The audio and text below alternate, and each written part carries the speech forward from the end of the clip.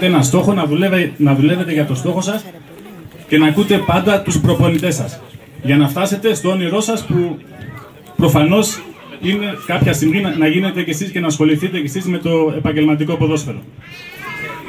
Αλλά πάλι για πολλούς από εσάς ίσως το όνειρο δεν θα γίνει πραγματικότητα, γιατί δυστυχώς δεν θα μπορέσουμε να ασχοληθούμε όλοι με το επαγγελματικό ποδόσφαιρο.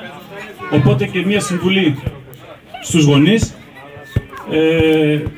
για να προσέξουν, γιατί επίσης δίπλα από το ποδόσφαιρο είναι πολύ σημαντικό κιόλας και το σχολείο σας και οι σπουδές σας. Να μην αφήσετε αυτό το κομμάτι, γιατί όλοι μας δεν μπορούμε να γίνουμε επαγγελματίες ποδοσφαιριστές και δεν μπορούμε να ασχοληθούμε με το ποδόσφαιρο. Γι' αυτό πρέπει για ένα καλύτερο μέλλον να δείτε και τις σπουδές σας, να δείτε και το σχολείο σας και να συνδυάσετε αυτά τα δύο τα πράγματα μαζί. Από μένα τις καλύτερες ευχές.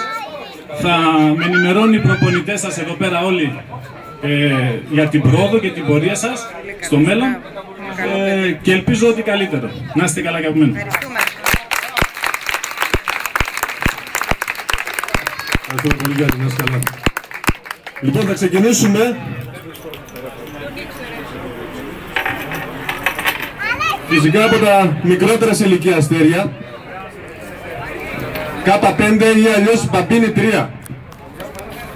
Θα φωνάζουμε ένα-ένα τα παιδάκια.